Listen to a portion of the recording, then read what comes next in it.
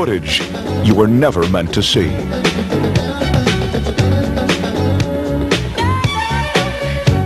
Oh, baby, give me one more chance. Show you that love you. Won't you please let me back in your heart? In addition to revisiting the interviews with Michael Jackson that were contained in the ABC special, we've also asked members of the Jackson family to comment on the information that the special chose to include. While the Jacksons are a very supportive family, not all of what they have to say is in complete agreement with Michael. And many of the comments you'll hear have never been revealed publicly until now. We tried to get above all of this, the way of being united together. We don't like what some of the things are being said out there, but when you're number one out there all over the world, you get those kind of pot shots at you at all times.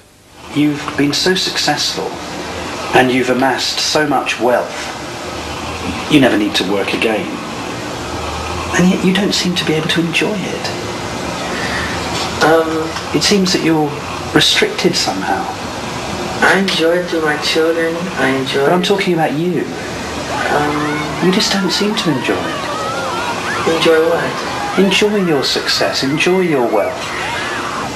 It's hard to, I can enjoy it behind my gates, but I can't go out and enjoy it because it becomes work all over again. Working has been Michael's life from the time he was 5 years old. Oh, darling, I was right to let you go. And as we've already seen, missing out on his childhood continues to affect him to this very day.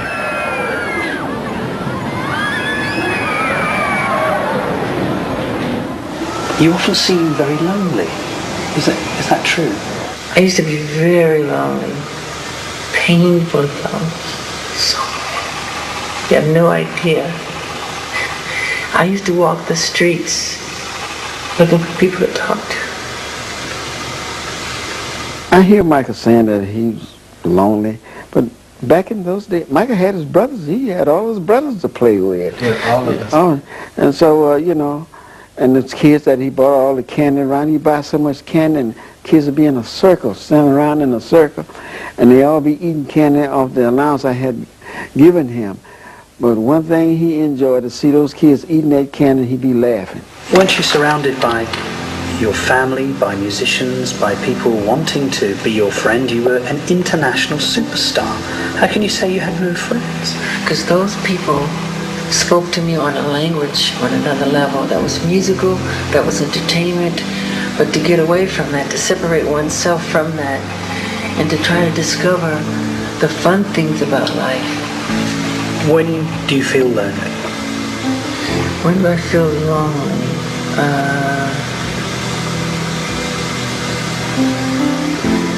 I can be, usually in hotels when there's thousands of fans chanting, you're out in the street, they're using sleeping bags and they're chanting how much they love you and everything, and you can't get out, you feel trapped inside, and you just cry, you feel lonely, And there's all that love out there, but still you really do feel trapped and lonely, that you can't get out.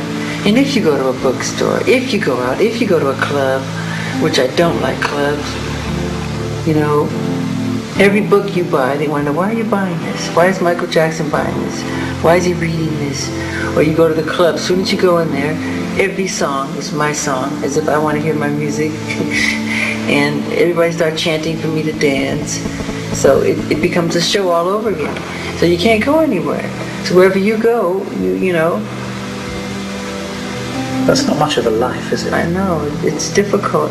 And I don't want to complain like I'm complaining, because it comes with the territory, but I don't think people understand the other side that comes with it. So they're so quick to call you strange and weird, but it's almost as if you're forced to be different, because it's not normal life, I can do the normal things, go to the store and buy a piece of bread, a piece of candy or something. He can't do that.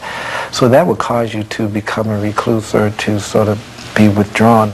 Do you not sometimes wish that you could go to the local store and of course buy yourself some food and come back, or of go course. to a bar? I want to go to the market, like one of those markets, and take one of those carts and throw some food in there and go down the aisle. I would love to do that. Can you do that? No. Of course not. Of course not. I tried, and the whole place stops, you know, and everybody's chanting and getting your autograph, and it's hard. It doesn't work. That's why I love putting on disguises. One of the disguises Michael would wear in public was from his music video, Ghost, a makeup process that took several hours and would turn him into a completely unrecognizable and very large white man. I'll sit on a bench at Disneyland, a fat suit. I just sit there and I learned so much. Watching people, studying people's characters. And that's what I like. I like going inside. And that's the same thing with performance. You can tell right away when an artist, you can read it on her face when she's dancing. She's counting 1 and 2 and 3 and 4 and 5 and 6 things. You can see it. But that's the wrong concept for dance. Dancing is about feeling, not about thinking. So when they count, they're thinking. You feel, become the bass, become the drums, become the guitar, the strings. You just become a oneness, you know?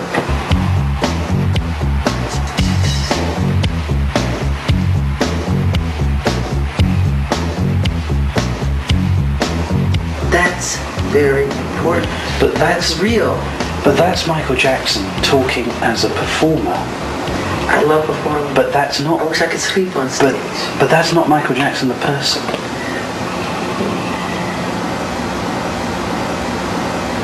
One of the most compelling and revealing lines of questioning that Martin Bashir pursued had to do with the strict discipline that Michael and his brothers endured at the hands of their father. Unfortunately, this is footage that Mr. Bashir and his producers have not allowed us to show you. But we can tell you that it was a very emotional description of beatings with belts and the cords from irons. You remember when you said to me that you just wanted to run away from your father? I hid. I used to hide. Well, one of the things I can see this man tried to do, he tried to pin something on me where I was real brutal. And raising these guys, Jermaine and all the rest of them, they all got whippings. But they didn't get no beatings, you know. They got whippings. And we were disciplined in the way that which he knew. And during that time, all children and parents at the time, they whipped their kids. We had to be in before the lights were on at night, and we had to ask for things. And I thought it was great because it allowed us to become what we became.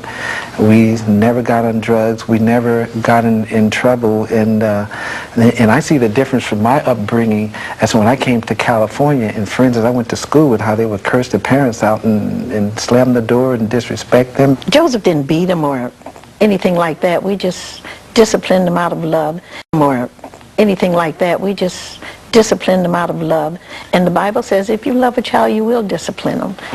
The discussion of the strict discipline and verbal abuse by Michael's father went on for almost 8 minutes in Mr. Bashir's finished special. But what he did not include was a short but very revealing comment from Michael about his father.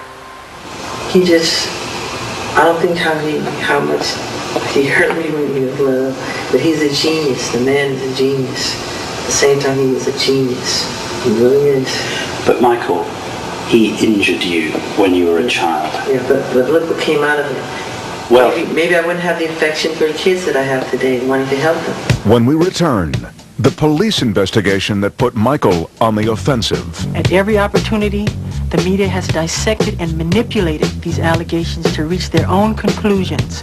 And Debbie Rowe finally reaches her limit. I'm tired of the lies. I'm tired of the bull. The devastating disease that Michael claims turned him porcelain white. Said I was putting on cream to make myself lighter. That's not true. I was vitiligo. And friends of Michael who were forced to leave their home. All when the Michael Jackson interview, the footage you were never meant to see, continues.